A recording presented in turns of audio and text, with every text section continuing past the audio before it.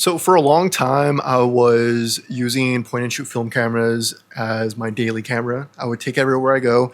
I have a bunch of point and shoot film cameras that I've collected throughout the years. But one thing I really liked about point and shoot cameras was that they just worked. I would turn it on, I would take the photo, and I would put it away when I was done. And then I would just go get my photos developed. And it would always be kind of like a fun surprise to see what I ended up capturing, what the rolls would look like. And every time I used a film camera, it would always just feel like a memory. Then 2020 rolled around and the prices of film kind of went through the roof, and it just ended up being not really economical for me to be doing that because, I would end up paying like $15 to buy like a pack of film and then another $20 to develop it and then like $10 to scan it. So all in, it'd be around like $40 for like a full roll, which I just couldn't really justify. And because I was shooting a lot, as like my little daily camera, like that cost started to add up. So I kind of ditched the film camera and switched over to digital point and shoots, which kind of got the same vibe where I could take it everywhere with me. I could just pull it out, take the photo and put it back away.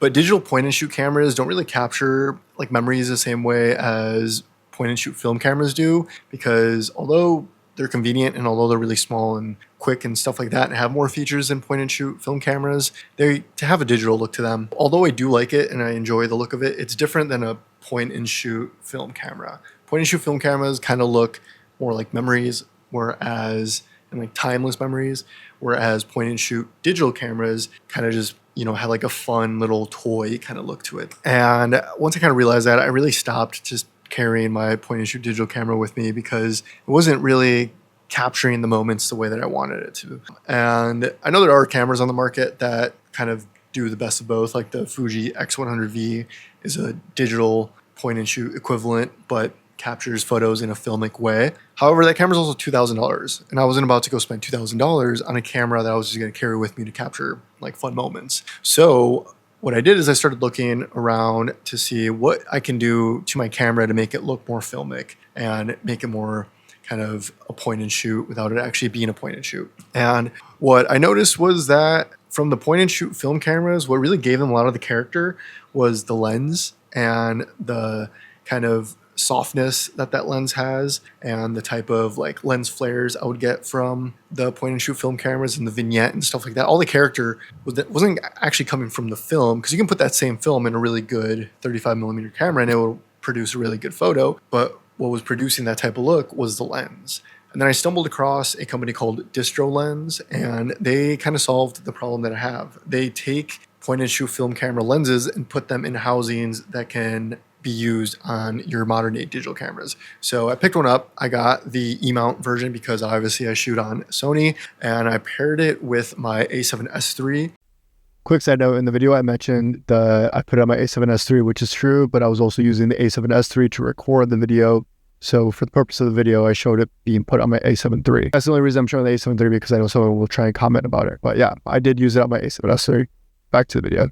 The reason I did my A7S III and not my actual A7 III is because A7S III has only a 12 megapixel sensor, so it's a little bit more reduced in quality, which adds a little bit to the softness that I was trying to get from this lens. Not like you would need to, but if anything helps with that look, I'm going to do that. So yeah, when I got the lens, I put it on the camera, and I mean, I was kind of like blown away by how small this thing is, because it's literally the size of a lens cap, and you can just keep it on your camera as a lens cap while still be able to shoot photos, which I think is really fun. But yeah, I started bringing this camera around with me everywhere because I wanted to just see if it would fill the same kind of joy that I would get from point and shoot film cameras.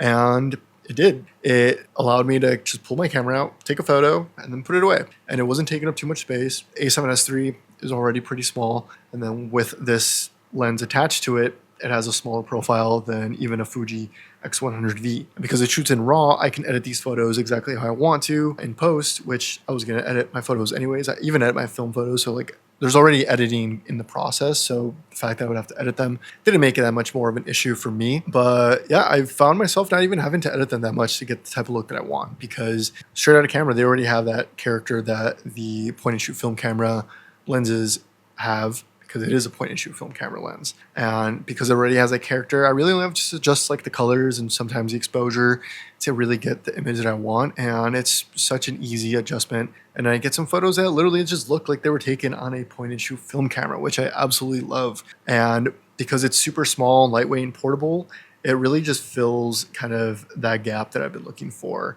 Because now I can take this camera with me in place of a point and shoot film camera and in place of a digital camera and still get kind of the look from both. And the best part is that it's only like 50 bucks. They have a couple of different ones. There's like a 3 lens one and then like a single lens one. I would recommend just again the single lens one. Does the job, gets you the look that you want. And although it is a fun little lens to play around with, there are some things that are kind of limiting about it. The first thing is that it is a fixed f-stop, so it's fixed at 8. It's an f8 lens, which means it's not going to be great in low light. So if you're doing a lot of low light stuff with this lens, you're probably not going to really get good images out of it. But it's going to give you, again, just like a fun, really grainy type of look to it, similar to how low light on film would be. So if you do end up getting this lens and you want to do a bunch of low light stuff, I would suggest getting some type of flash for your camera to make the most of it. Because I did experiment with this lens and threw a flash on it, like a little portable flash. And here are some of the photos that I captured with that setup. And I mean, I like this setup a lot. I think this looks really good. So if you're going to use this in low light situations, I would definitely get a flash. The other thing you need to know before you go out and purchase this lens is that it is a fixed focus lens. So anything, I think it's 3 meters. Anything, I don't know what it is. It's like 3 feet or something. Anything within 3 feet is out of focus. Anything past 3 feet is in focus. I'll pull up the specs from the lens and throw them up right now. But yeah, it's a fixed focus. You can't change the focus and you can't change the aperture of it, which might sound like a bad thing until you realize that you couldn't do that on film cameras anyways. Most point and shoot film cameras, you wouldn't be able to do that. So it doesn't really bother me too much because it kind of takes away that professional mindset when I'm using this camera. Because although it is a professional camera, like an A7S III is a very capable camera, if I don't have to worry about focus and I don't have to worry about aperture and I can just set the camera to auto, I mean, I can bring this with me everywhere I go and just take photos for fun. And it kind of makes it more of a fun thing rather than like a technical like brain thing, which is what my whole purpose of getting this lens was. But yeah, I've been enjoying this thing. Oh, one more thing I have to mention. Because it is a lens that you can put on a digital camera, you can actually shoot video with it. Now, I haven't shot a ton of video on it, but here are just a couple of clips I've shot with it, and you get that type of look that you would get from a point-and-shoot film camera if it could shoot video, which I think is fun.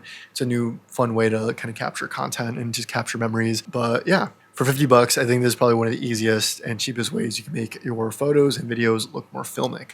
But yeah, that's how I transformed my digital camera into a point and shoot film camera, sort of. I'll have the lens linked in the description below if you guys want to pick it up. And if you guys have any other ways to, make your photos look more filmic, let me know in the comment section below. I'll also link one of my film preset packs in the description below. Make sure to like and subscribe, and I'll see you guys in the next one.